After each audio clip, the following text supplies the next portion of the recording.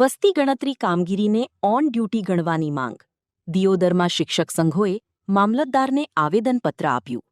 દિયોદર મામલતદાર કચેરી ખાતે શિક્ષક સંઘો દ્વારા ભારતની આગામી જનગણના 2026-27ની કામગીરીને લઈને આવેદનપત્ર આપવામાં આવ્યું હતું. શિક્ષક સંઘોના જણાવ્યા મુજબ જનગણના માટે નિયુક્ત કરાયેલા શિક્ષકો અને કર્મચારીઓને ભારતના બંધારણની જોગવાઈ મુજબ ઓન ડ્યુટી ગણવા જોઈએ. પરંતુ વાવ થરાદ જિલ્લા પ્રાથમિક શિક્ષણાધિકારી દ્વારા સંકલનના અભાવે શાળા સમય બાદ કામગીરી કરવા અંગેનો પરિપત્ર કરવામાં આવ્યો હોવાનો આક્ષેપ કરવામાં આવ્યો છે. શિક્ષક સંઘોએ આ પરિપત્ર રદ કરી જનગણના કામગીરીમાં જોડાયેલા ગણતરીદાર કર્મચારીઓ, સુપરવાઇઝરો અને શિક્ષકોને ઓન ડ્યુટી ગણવાની માંગ સાથે મામલતદારને રજૂઆત કરી હતી. આ પ્રસંગે ઘટક સંઘના પ્રમુખ પોપટજી ઠાકુર, મંત્રી કે.જે. પઢાર, ઉપપ્રમુખ જામાભાઈ પટેલ તેમજ શૈક્ષણિક સંઘના હોદ્દેદારો અને મોટી સંખ્યામાં શિક્ષકો હાજર રહ્યા હતા. અહેવાલ વી.કે. ડાભાની.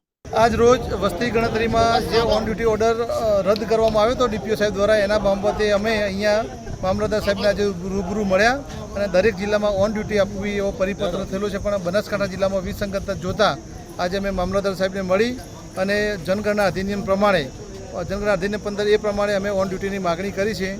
અને જો અમારી માગણી સંતોષાશે નહીં તો અમે ટૂંક સમયમાં કામગીરી સ્થગિત કરીશું. કચ્છમાં બાગાયતી ક્રાંતિ બાદ જળ ક્રાંતિ માટે તત્પર છે શ્રીનાથજી એગ્રો કોર્પોરેશન. ખેડૂત મિત્રો માટે ખુશખબર, ખારા પાણીમાં પણ થશે ભરપૂર પાક.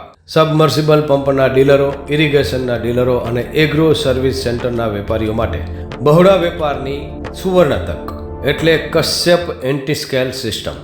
આ મશીન ખારા પાણીને પણ ખેતી લાયક બનાવે છે. આ મશીન મેગ્નેટિક નથી, ડીલરશીપ આવકાર્યા.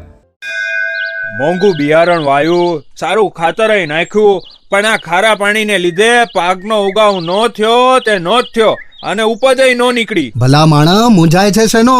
ખેતરમાં લગાવ કશ્યપ એન્ટીસ્કેલ મશીન, જે ખારા પાણીને બનાવે ખેતી લાયક અને ફળદ્રુપ જમીન સાથે આપે મબલખ પાક. સંપર્ક Shrinathji agro corporation, Prahlad Nagar road, SJ highway, Ahmedabad. સંપર્ક મનોજભાઈ 98 250 20 331.